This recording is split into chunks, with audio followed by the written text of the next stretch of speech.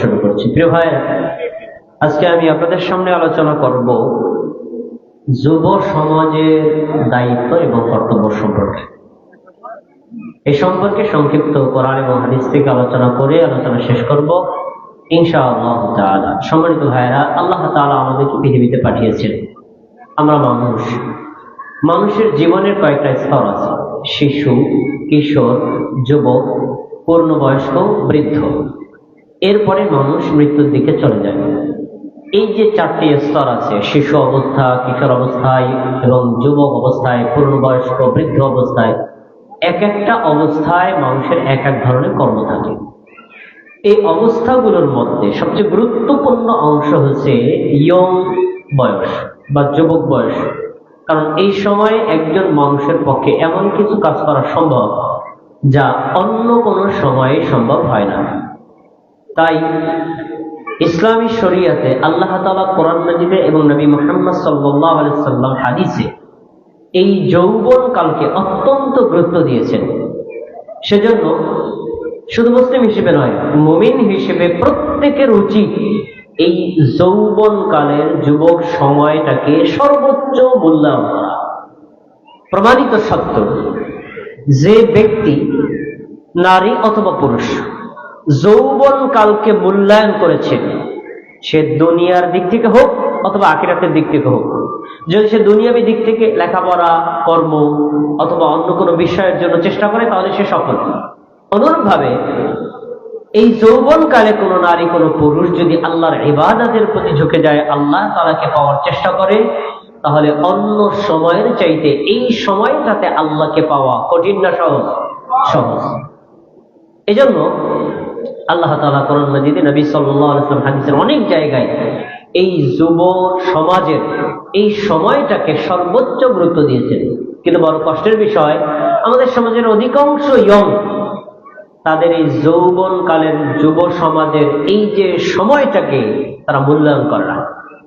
আসুন আমি আপনাকে কয়েকটা হাদিস শোনাই, তাহলে আপনি বুঝতে পারবেন যে একজন মানুষের জীবনের যৌবনের সময়টা কত গুরুত্বপূর্ণ।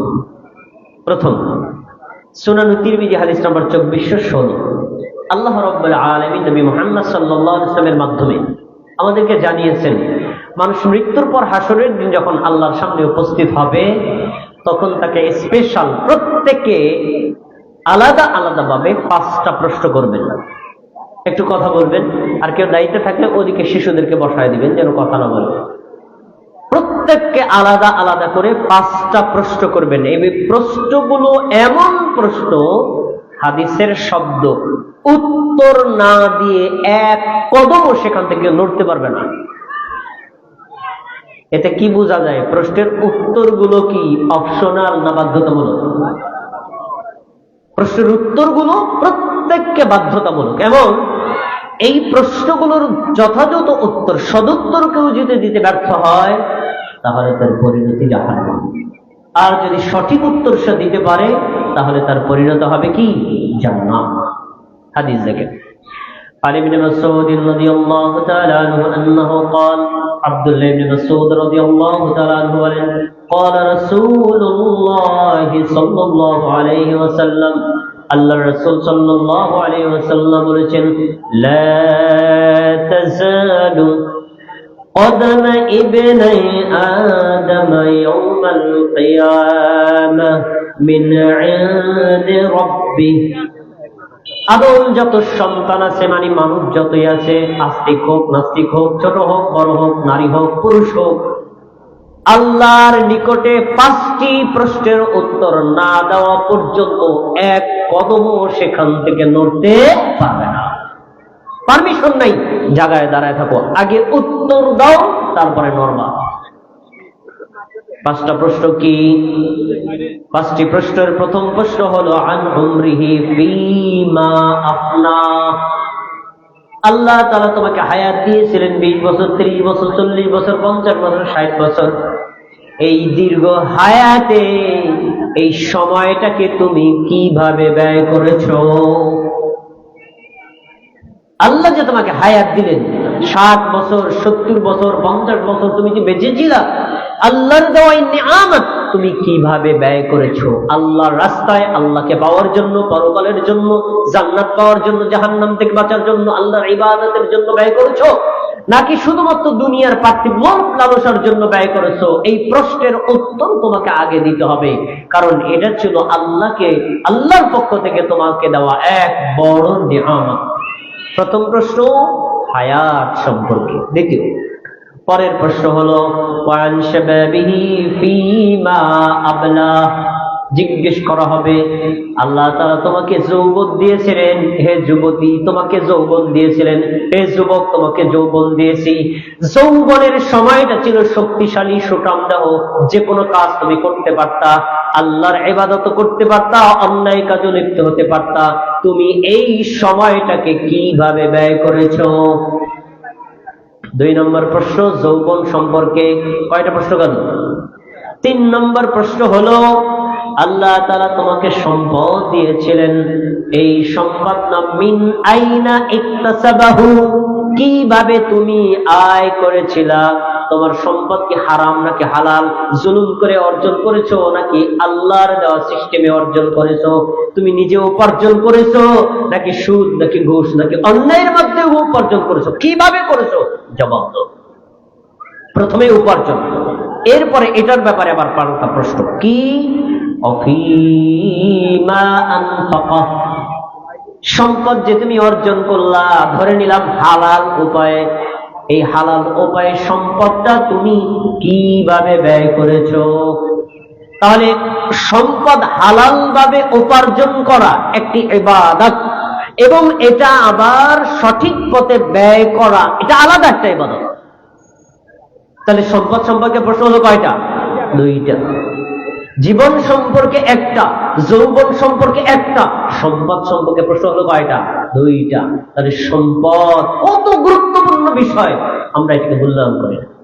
পরের হাদিস দেখেন, হাদিসের পরের অংশ দেখেন, ওয়ামাযা আমিলা ফীমা আলিমা।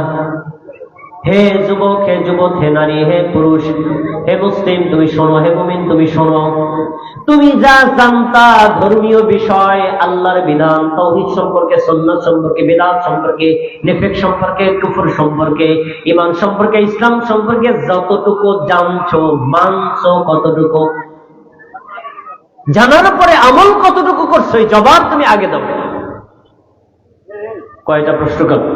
5টা প্রশ্ন। একটু আমার খেয়াল করে শুনুন। প্রথম প্রশ্ন হায়াত, জীবন সম্পর্কে। দ্বিতীয় প্রশ্ন যৌবন সম্পর্কে।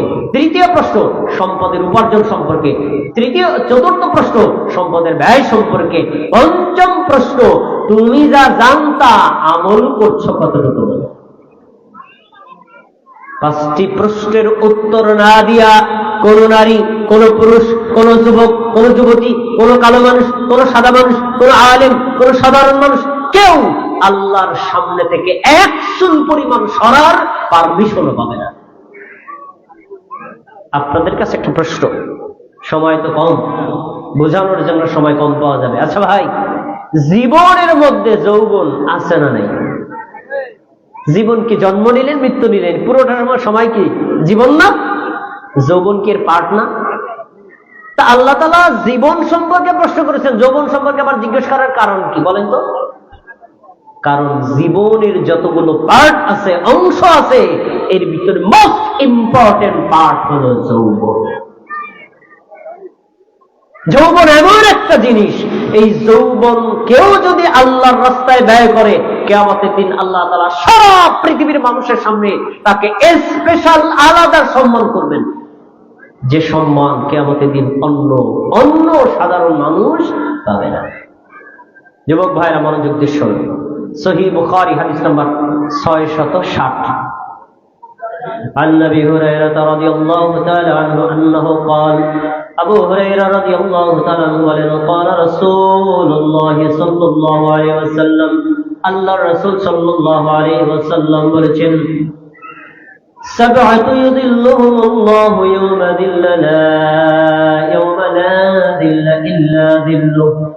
কিয়ামতের দিন আল্লাহ রাব্বুল আলামিন তার নিজের ছায়ায় 7 শ্রেণীর মানুষকে আশ্রয় দিবেন। সুবহানাল্লাহ। কয় শ্রেণীর মানুষকে আশ্রয় দিবেন? কথা বলেন, কয় শ্রেণীর? 7 শ্রেণীর মানুষকে আল্লাহর ছায়ায় স্থান দিবেন। হাদিসের উপর সম্পর্ক প্রশ্ন আপনাদের কাছে, আল্লাহর ছায়ায় স্থান যেহেতু পাবেন, তাহলে আল্লাহর কি আকার আছে না নেই? যে বস্তুর আকার আছে সেটারই ছায়া আছে, যার আকার নাই তার কোনো ছায়াও নাই। হাদিসের শব্দ কিয়ামতের দিন আল্লাহর ছায়ায় থাকবে, মানে কি আল্লাহর আকার আছে। এখন আকারটা কি আপনার আমার মতো? নাউযুবিল্লাহ। পৃথিবীতে আল্লাহ তাআলা এমন কোন কিছুই সৃষ্টি করেন নাই যা আল্লাহর সাথে তুলনীয় হতে পারে। আল্লাহর তুলনা শুধুই আল্লাহ। আল্লাহর আকার আল্লাহর মতোই, পৃথিবীর কারোর সাথে তুলনা করা যাবে না। এখন কিয়ামতের দিন আল্লাহর ছায়া দরকার কি? প্রশ্ন হতে পারে, কেন দরকার? কি করবো আমি এটা দিয়ে? শুনুন, আজকে 13 লক্ষ মাইল সূর্য আমাদের থেকে দূরত্বে।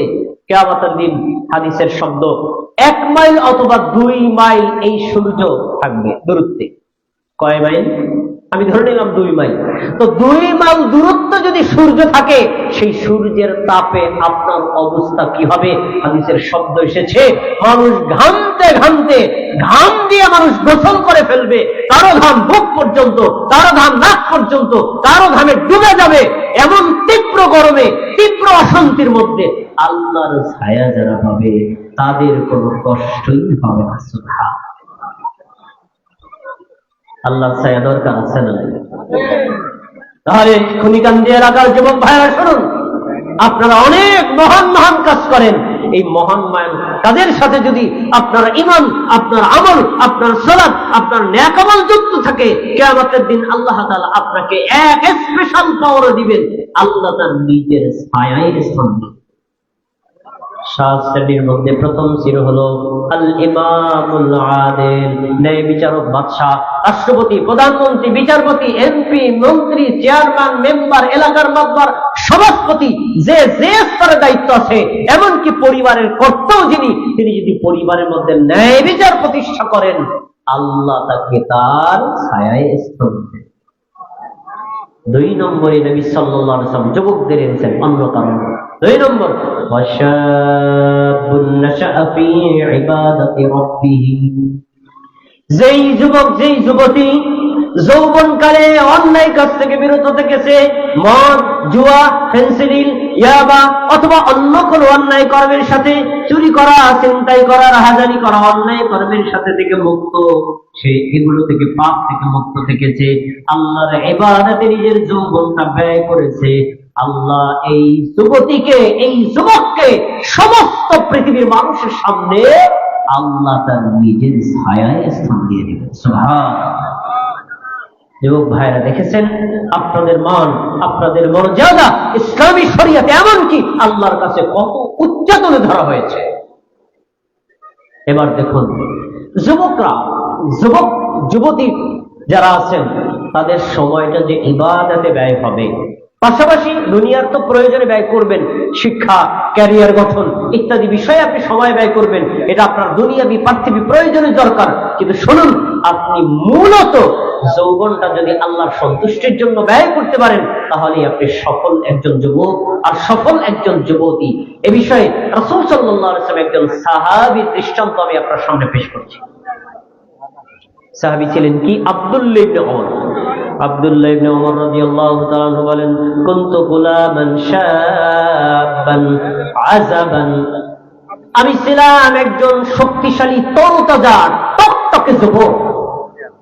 যখন যুবক বয়সে ছিলাম, তখন আমি যৌবন বয়সে কোথায় বসবাস করতাম? শোনো, তাবেঈদেরকে বলছেন, তাবেঈরা শোনো, আমি যৌবন বয়সে কোথায় বসবাস করতাম? তিনি বলছেন, ফি আহদিন নবী সাল্লাল্লাহু আলাইহি ওয়াসাল্লাম ওয়া কুনতু আবিতু ফিল মসজিদি, আমি যুবক অবস্থায় আল্লাহর ঘর মসজিদেই কাটিয়ে দিয়েছি। সুবহানাল্লাহ। আল্লাহর ঘর মসজিদে কাটানোর কারণ কি? বর্তমানে ইউনিভার্সিটি আছে, বিশ্ববিদ্যালয় আছে, কলেজ আছে, মহাবিদ্যালয় আছে, মাদ্রাসা আছে, হাই স্কুল আছে, প্রাইমারি স্কুল আছে। রাসূলের জীবনে এগুলো ছিল না। সে সময় জ্ঞান অর্জনের সেন্টার, জ্ঞান অর্জনের মার্কাজ ছিল মসজিদে নববী। যেই যুবক, যেই যুবতী ওই মার্কাজে বেশি সময় দিয়েছে, সে আল্লাহর ইবাদত যেমন অর্জন করতে পেরেছে, পার্থিব জীবনটাও সে সফলতার সাথে ব্যয় করতে পেরেছে। তো আব্দুল্লাহ ইবনে ওমর রাদিয়াল্লাহু তাআলা আনহু আল্লাহর রাসূলের জামানায় যুবক বয়সে মসজিদে থেকেছেন আল্লাহর ইবাদতে, আল্লাহর সালাতে আর জ্ঞান অর্জনের পিছনে। এই জন্য আব্দুল্লাহ ইবনে ওমর মারা গেছেন প্রায় 14-17 বছর আগে। তার বাড়ি আমাদের বাড়ি থেকে হাজার হাজার কিলোমিটার পরেও তার নাম বলে আমরা কি বলছি? রাদিয়াল্লাহু আনহু ওয়া রাদু। দেখেছেন আল্লাহ তার উপর কত সন্তুষ্ট হয়েছেন যে যুবক বয়সে আল্লাহর ইবাদত করার কারণে, যুবক বয়সে জ্ঞানার্জন করার কারণে আল্লাহ তাকে জগৎ বিখ্যাত করে দিয়েছেন। যুবকরা পারে না এমন কোনো কাজ নাই। বাংলাদেশটা চেঞ্জ করে দিয়েছে কারা? কেউ না। এটাই তো মডেলের চেয়ে তার কি চান? বৃদ্ধ বয়সের মানুষরা পারে নাই, কিশোর বয়সের মানুষে পারে নাই, অনেক দল আর সংগঠন চেষ্টা করেছে, পারে নাই। যা মানুষ পারে নাই ইয়ংরা পেরেছে। তাহলে বোঝা যায় ইয়ং আর যুবক বয়স এমন বয়স যা অসাধ্যকেও সাধন করা যায়। তাই খনিকান্দি এলাকায় আমার মাইকের আওয়াজ যে পর্যন্ত যায়, আমিও যুবক, আপনিও যুবক, যুবক ভাইকে অনুরোধ করছি, আসুন দুনিয়াবি ক্যারিয়ার গঠনের পিছনে যেমন আপনি ব্যয় করবেন, আল্লাহর সন্তুষ্টির জন্য আল্লাহর পথে ব্যয় করবেন, তাহলে আপনি দুনিয়ার জীবনেও হবেন সফল আর পরকালীন জীবনেও হবেন সফল। আল্লাহ তাআলা আমাদের যুবক ভাইদেরকে এই বুঝ দান করার তৌফিক দান করেন। আরো কিছু দৃষ্টান্ত আপনার সামনে পেশ করছি। মানে এই কথাগুলো বলার উদ্দেশ্য কি? আপনি যুবক বয়সে আপনার দায়িত্ব কর্তব্য বোঝার আগে আপনার নিজের গুরুত্ব অনুধাবন করতে হবে। যদি আপনি নিজের গুরুত্বই না বোঝেন তাহলে আপনি অনুভব করতে পারবেন না। আমাদের সমাজের যুবক বয়সের স্টুডেন্টদেরকে দেখা যায় তারা পাবজি গেম খেলতে খেলতে একবারে সারা রাত কাটায় দেয়। এমন যুবক কি আমাদের সমাজে আছে না নাই? তাহলে এই যুবকের সমস্যাটা কোথায়? সে তার যৌবনের মূল্য বোঝে না। সে বোঝে না সময়ের মূল্য কত বেশি। শুনুন, একজন মানুষের জীবনে আল্লাহর পক্ষ থেকে যত নিয়ামত আছে তার ভিতরে শ্রেষ্ঠতম একটা নিয়ামত হলো সময়। এই জন্য আল্লাহ বলেছেন ওয়াল আসরি ইন্নাল ইনসানা লাফি খুসর। আর আল্লাহ তাআলা সময়ের কসম করে বলছেন নিশ্চয়ই মানুষ ক্ষতির মধ্যে লিপ্ত। কে ক্ষতির মধ্যে লিপ্ত? যে সময়ের মূল্যায়ন করে না, যে টাইম ভ্যালুলেস অবস্থায় জীবনযাপন করে, যে সময়ের কোনো গুরুত্ব দেয় না, যৌবন বয়সে খেলাধুলা করে, যৌবন বয়সে মোবাইলের পিছনে ব্যয় করে, যৌবন বয়সে ইয়াবা, ফেন্সিডিল, হেরোইন, বিভিন্ন মদ, গাঁজা, আড্ডা, নারী ইত্যাদির পিছনে যারা ব্যয় করে, এরা দুনিয়াতেও সফল হয় না, পরকালে হতেই পারে। কয়েকজন ব্যক্তির দৃষ্টান্ত আপনার সামনে পেশ করছি। মালিক ইবনে হুয়াইরিস রাদিয়াল্লাহু তাআলা আনহু বলেন, রাসূল সাল্লাল্লাহু আলাইহি ওয়াসাল্লামের জামানায় আমরা সমবয়স্ক কিছু যুবক আল্লাহর রাসূলের ইবাদত শিক্ষাদান করার জন্য আল্লাহ রাসূলের মসজিদে নববীতে একটানা 20 রাত আর 20 দিন অবস্থান করেছি। তাই যৌবন বয়সে তারা কিসের জন্য এসেছিল? ইবাদত শিক্ষা নেওয়ার জন্য। আরো আছে ওয়ারাকা ইবনে নাওফেল। ওয়ারাকা ইবনে নাওফেল রাসূল সাল্লাল্লাহু আলাইহি ওয়াসাল্লাম যখন নবুয়ত লাভ করলেন তখন রাসূল সাল্লাল্লাহু আলাইহি ওয়াসাল্লামের স্ত্রী বলছিলেন, চলেন আমার চাচাতো ভাই আছে তার কাছে আপনার কাছে নিয়ে যাই। তখন তিনি বৃদ্ধ বয়সে পৌঁছে গেছেন। ওয়ারাকা ইবনে নাওফেল বলেছেন, মুহাম্মদ সাল্লাল্লাহু আলাইহি ওয়াসাল্লাম শোনো, আপনার কাছে তো নামুস এসেছে, মানে জিবরাইল এসেছে। এই ব্যক্তির কাছে যে এসেছে তাকেই তার সমাজের লোকেরা বের করে দিয়েছে। আমি যদি তখন যুবক হতাম আমি আপনাকে আনসুরুকা নাসরান মুআসসারান, আমি আপনাকে সর্বোচ্চ সাহায্য করতাম, কিন্তু আফসোস আমি যুবক নই। তাহলে বোঝা যায় যুবক বয়সে আপনি যদি যৌবনটাকে ব্যয় করতে না পারেন, বৃদ্ধ বয়সে আফসোস করে আর রিকভার করা যাবে না। এই সময়টা মূল্যায়ন করতে হবে। তারপরে আমরা জানি কিয়ামতের একটি বড় লক্ষণ হলো দাজ্জাল। দাজ্জাল যখন আগমন করবে, যেখানে যাবে সেখানকার মানুষদেরকে কাফের, মুশরিক, বেঈমান বানায় তারপরে চলে আসবে। কিন্তু মদিনায় প্রবেশ করার আগে একজন যুবককে যখন ধরবে তখন তাকে বলবে, তুমি আমাকে আল্লাহ বলে স্বীকার করো। সে বলবে, না আমি স্বীকার করবো না। তখন যুবককে সে 2 টুকরা করে হত্যা করবে, আবার জীবিত করে বলবে তুই আমারে স্বীকার করলি না, আল্লাহ বলে দেখ তোরে মরা থেকে আবার বাঁচাইছি। তখন যুবক বলবে আল্লাহর কসম করে বলছি আমি আমার নবীকে বলতে শুনেছি তুমি এমন একজন যুবককে এরকম 2 টুকরো করে আবার জীবিত করবা, তুমি যে মিথ্যাবাদী দাজ্জাল, আমি শিওর আমি তোমাকে কখনোই আল্লাহ বলে স্বীকার করব না। হাদিসটি কেন বললাম জানেন? দাজ্জাল এত বড় ভয়ঙ্কর, এই ভয়ঙ্কর ব্যক্তির সামনে বুক পেতে দাঁড়িয়েছিল কে? বৃদ্ধ মানুষ, কে? যুবক। তাহলে বোঝা যায় যুবকরা যদি তাদের এই যৌবনের সময়কে মূল্যায়ন করে, যুবতীরা যদি তাদের সময়কে মূল্যায়ন করে, সে দুনিয়াতেও সফল হবে, আখিরাতেও সফল হবে। আসলে আরেকটা দৃষ্টান্ত আপনাকে দেই। এই যুবকরা যে সকল কারণে নষ্ট হয়ে যায় তার 4টি কারণ আমি আপনাদের সামনে বলছি। প্রথম কারণ মাদকতা, নেশাদার দ্রব্যের সাথে জড়িয়ে যাওয়া। দ্বিতীয় কারণ জেনার সাথে সম্পৃক্ত হওয়া। তৃতীয় কারণ মোবাইলে আসক্ত হওয়া। চতুর্থ কারণ খেলাধুলার পেছনে বেশি সময় দেওয়া। কয়টা কারণ বলছি? 4টি কারণ। কোন নারী, কোন পুরুষ যুবক অবস্থায়, যুবতী অবস্থায় যদি এই 4টার সাথে জড়িয়ে যায় তাহলে সে দুনিয়াতেও সফল হয় না, পরকালেতে হবেও না। তার ভিতরে আমি একটা দৃষ্টান্ত পেশ করছি। রাসূল সাল্লাল্লাহু আলাইহি ওয়াসাল্লাম পূর্ববর্তী জামানার একজন যুবকের দৃষ্টান্ত তুলে ধরেছেন। সহিহ বুখারী হাদিস নম্বর 2215। আব্দুল্লাহ ইবনে ওমর রাদিয়াল্লাহু তাআলা আনহু বলেন রাসূলুল্লাহ সাল্লাল্লাহু আলাইহি ওয়াসাল্লাম বলেছেন পূর্ববর্তী জামানার 3জন ব্যক্তি রাস্তা দিয়ে চলছিল। রাস্তা দিয়ে যাওয়ার সময় তীব্র বৃষ্টি আর তুফান শুরু হয়ে গেছে। তখন তারা পাহাড়ি এলাকায় দিয়ে যাচ্ছিল, আশ্রয় গ্রহণ করার জন্য একটা পাহাড়ের গুহার ভিতরে প্রবেশ করলো। পাহাড়ের গুহার ভিতরে প্রবেশ করার পর ওই তীব্র বৃষ্টি আর তুফান ঝড়ের কারণে পাহাড়ের উপর থেকে বড় একটা পাথর গড়াতে গড়াতে গড়াতে গড়াতে আস্তে আস্তে একেবারে ওই যুবকেরা, ওই মানুষগুলো, ওই 3জন ব্যক্তি যেই গুহার মধ্যে ঢুকেছে সেই গুহার মুখে গিয়ে পাথরটা আটকাই গেছে। তার মানে তাদের এখন জীবন্ত খবর। সেই সময় তো মোবাইল ছিল না। মাসুম বিন আব্দুল সুবহান ভাই, আমি এই জায়গায় বিপদে পড়েছি, আমাকে উদ্ধার করেন, বলার সুযোগ ছিল না। তখন তারা 3জন বলছে আমরা যেখানে বিপদে পতিত হয়েছি এই বিপদ থেকে পৃথিবীর কেউ উদ্ধার করতে পারবে না। কোন ব্যক্তি, কোন পীর, কোন বুজুর্গ, কোন আলেম, কোন মুফতি, কোন মাওলানা, কোন লেংটা বাবা, কোন খাজা বাবা, কোন দয়াল বাবা, কেউ পারবে না। পারবে কে? জোরে বলুন, কে পারবে? আল্লাহ। তাহলে আল্লাহর কাছে যদি সাহায্য চাও, একটা ওয়ে আছে।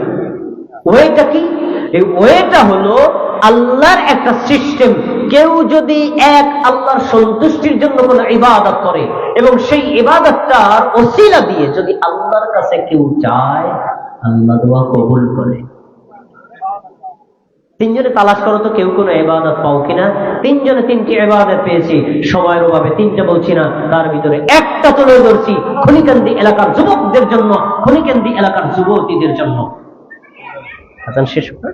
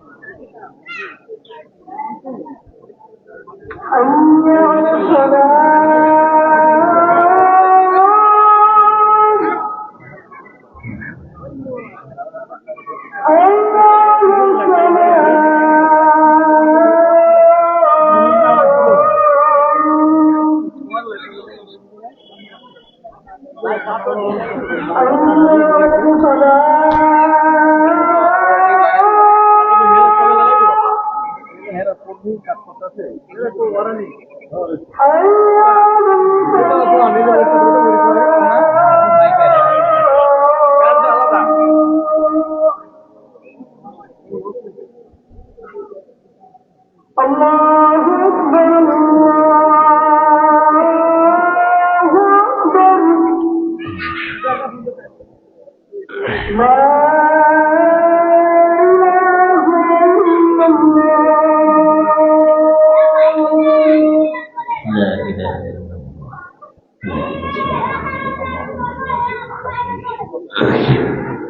ভাইরা, আমি বলতে চাচ্ছিলাম একজন যুবকের দৃষ্টান্ত। রাসূল সাল্লাল্লাহু আলাইহি সাল্লাম বললেন, ওই তিনজনের মধ্যে একজন বলল, ভাই আমি আমার জীবনে এমন একটা আমল পেয়েছি যে আমলটা শুধু আমি আল্লাহর জন্যই করেছি। কি আমল ভাই বলেন তো? তখন সে বলা শুরু করছে, আমার এক চাচাতো বোন ছিল, দেখতে অত্যন্ত সুন্দরী। আমি চাচাতো বোনের মহব্বতে পড়ে গেলাম, তার প্রতি আসক্ত হয়ে পড়লাম। এই চাচাতো বোনের সাথে আমি সুসম্পর্ক গড়ে তুললাম। এক পর্যায়ে চাচাতো বোনকে আমি জেনার প্রস্তাব দিলাম, কিন্তু চাচাতো বোন বলল, শোনো না, আমি তোমার সাথে জেনায় লিপ্ত হবো না, তোমাকে এই সুযোগ আমি দিব না। তুমি যদি একান্তই চাও তাহলে আমাকে 1000 দিনার দিতে হবে। দিনার মানে স্বর্ণ মুদ্রা, বহু টাকা মূল্য। কিন্তু আমার তো ইচ্ছা তার সাথে জেনায় লিপ্ত হওয়ার। অনেক কষ্ট করে, অনেক সাধনা করে, দীর্ঘদিন সংগ্রহ করে আমি 1000 দিনার একত্রিত করে আমি আমার চাচাতো বোনকে দিলাম, যে তুমি না শর্ত দিয়েছিলে, এই নাও দিলাম, এখন জেনা আমাকে অফার দিয়েছিল, ঠিক আছে সুযোগ দাও। তখন মেয়েটি তো শর্তে আটকে গেছে। তখন সে তার সাথে আমি জেনা করব এমন একটা পরিস্থিতিতে আমি নির্জনে চলে গেলাম। তাকে নিয়ে নির্জনে চলে গিয়ে এমন একটা পরিস্থিতিতে গেছে, জেনা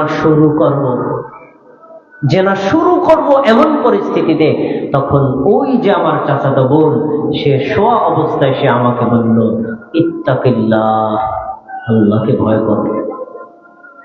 একটু কথা বলুন, শব্দটা কি? ইত্তাকিল্লাহ, আল্লাহকে ভয় করো। তুমি আমার সতীত্বকে নষ্ট করো না, তুমি আল্লাহকে ভয় করো। এই যুবক বলছে, আমার ওই চাচাতো বোন যখন এই কথাটা বলছে, আল্লাহকে ভয় করো, এই বাক্যটা শোনার সাথে সাথে আমি লাফ দিয়ে উঠে গেছি। ওঠার পরে আমি তাকে যে 1000 দিনার দিলাম, যে তুমি আমার থেকে জেনার বিনিময় নিয়েছিলা, ওইটা দাও, তাও চাইনি, অন্যায় কাজের জন্য দিয়েছি, এটা আবার কি চাইবো? আমি আর অন্যায় কাজ করলাম না, টাকাও চাইলাম না, সেখান থেকে এক আল্লাহর ভয়ে ফিরে এসেছি। বলেন সুবহান। আমি যে ঘটনাটা বললাম না, এটা বলা সহজ, করা কি কঠিন না সহজ? অনেক কঠিন। পুরোপুরি জেনার চান্স পাওয়ার পরে কয়জন ব্যক্তি আল্লাহর ভয়ে ছেড়ে দেয়? জেনা এখন অন্যায় কাজ করতে গিয়ে করার সুযোগ পাওয়ার পরেও কেউ যদি আল্লাহর ভয়ে অন্যায় কাজ ছেড়ে দেয়, এটাও নেক আমল। এই নেক আমলের ওসিলা দিয়ে কেউ যদি আল্লাহর কাছে চায়, সে যাই চাক, আল্লাহ তাকে তাই দিয়ে দেবে। সুবহানাল্লাহ। তখন সে বলছে, আল্লাহ আপনি যদি জানেন সে কাজটা একমাত্র আমি আপনার সন্তুষ্টির জন্য করেছি, আমি জেনায় লিপ্ত হই নাই, তাহলে আজকে আমরা তিনজনে বিপদগ্রস্ত হয়েছি, আপনি আমাদের তিনজনকে বিপদ থেকে বাঁচান। আল্লাহ রাব্বুল আলামিন তখন গায়েবী মাধ্যমে পাথরটাকে ওখান থেকে সরাই দিলেন। সুবহানাল্লাহ। সংক্ষেপ ঘটনা বললাম, এরপরে তারা তিনজন বেরিয়ে আসতে পারলো। হাদিস এই ঘটনা বলার উদ্দেশ্য কি? যুবক জেনা করার সুযোগ পাওয়ার পরেও করেছে নাকি করে নাই? জেনা করার পারফেক্ট সময় তো যৌবন বয়স। তাই আমার খনিকান্দি এলাকার যুবক ভাইদেরকে বলছি, যুবতী ভাইদেরকে, বোনদেরকে বলছি, এই সময়টা আল্লাহকে পাওয়ার এক সেরা সময়, একটা গোল্ডেন চান্স। তাই আপনারা এই সময়টাকে মূল্যায়ন করুন। জেনার পিছনে, ব্যভিচারের পিছনে, অন্যায়ের পিছনে আপনারা ব্যয় করবেন না।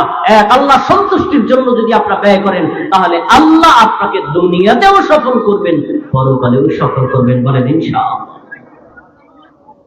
এই যুবক ভাইদেরকে, এই যুবতী বোনদেরকে নষ্ট করার একটা বড় হাতিয়ার হচ্ছে মাদকতা, নেশাদার দ্রব্য। আমাদের সমাজের অনেক যুবক এর সাথে জড়িত আছে না নাই? এই নেশাদার দ্রব্যের সাথে জড়িয়ে যাওয়া অত্যন্ত ভয়ানক অপরাধ। এ বিষয়ে আমরা ইসলামী শরীয়তে যে বিধানগুলো আছে, অনেকগুলো কোরআনের আয়াত আছে, হাদিস আছে, সবগুলো বলছি না, সময় শেষ তো, মাত্র একটা হাদিস বলে আমি আমার আলোচনা শেষ করে দিচ্ছি, মনোযোগ দিয়ে শুনুন। আমরা নেশাদার দ্রব্য বলতে কি বুঝি? আমরা বুঝি এক বোতল মদ আনলো, বোতলটা খুলে ঢকঢক করে খেলো, মাতাল হয়ে গেল, এই হলো মদ, তাই না?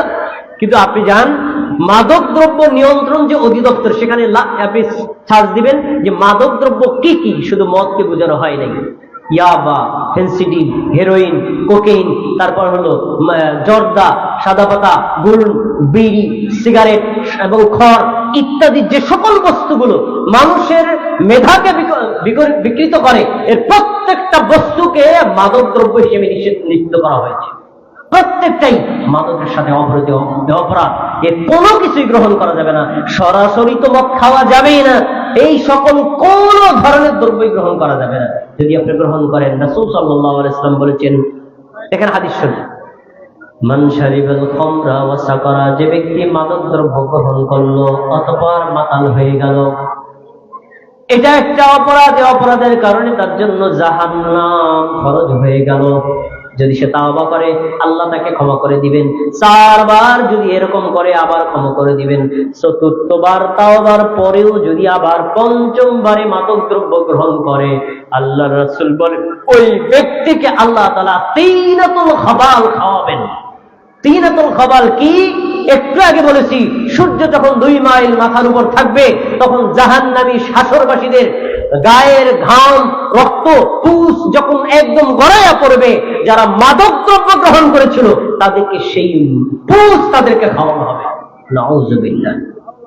আরেকটা হাদিস আরো কঠিন, রাসূল সাল্লাল্লাহু আলাইহি ওয়াসাল্লাম বলেছেন, মান শারিবাল খামরা, যে ব্যক্তি মাদক দ্রব্য গ্রহণ করলো, লাম তুকবাল্লাহু 40 সালাতান, 40 দিন পর্যন্ত তার কোনো সালাতই আল্লাহর দরবারে কবুল হবে না। নামাজ পড়লেও নামাজ কবুল হবে না। তাহলে বোঝা যায় যে নামাজ অপরাধের কারণে ঝুলন্ত থাকে, অপরাধটা কি ছোট না বড়? এজন্য যুবক ভাইদেরকে বলবো, আপনারা এই মাদকতার সাথে কোনো জড়িত থাকবেন না। হাদিসে রাসূল সাল্লাল্লাহু আলাইহি ওয়াসাল্লাম 10 শ্রেণীর মানুষকে তারা অভিশপ্ত বলেছেন, যে মাদক দ্রব্য গ্রহণ করে, যে মাদক দ্রব্য পান করে, যে মাদক দ্রব্য বহন করে, যে মাদক দ্রব্যের বিক্রেতা, যে মাদক দ্রব্যের ক্রেতা, মাদক দ্রব্যের সাথে 10 শ্রেণীর মানুষকে আল্লাহ অভিশাপ করেছেন, রাসূলও অভিশাপ করেছেন। ইসলামের পক্ষ থেকে তাদের উপর গজব পতিত হয়। আল্লাহ রাব্বুল আলামিন আমাদের এই অত্র যুব সমাজদেরকে, বিশেষ করে নারী এবং পুরুষ যারাই আছে, তাদেরকে যাবতীয় অপরাধ থেকে মুক্ত থেকে এক আল্লাহর ইবাদত করার, দুনিয়াতে সফল হওয়ার, আখিরাতে সফল হওয়ার তৌফিক দান করুন। আল্লাহ রাব্বুল আলামিন আমাদের এই মজলিসকে কবুল করুন, যারা আয়োজন করেছে তাদের আয়োজনকে কবুল করুন। আমিন। আসসালামু আলাইকুম ওয়া রাহমাতুল্লাহি ওয়া বারাকাতুহু।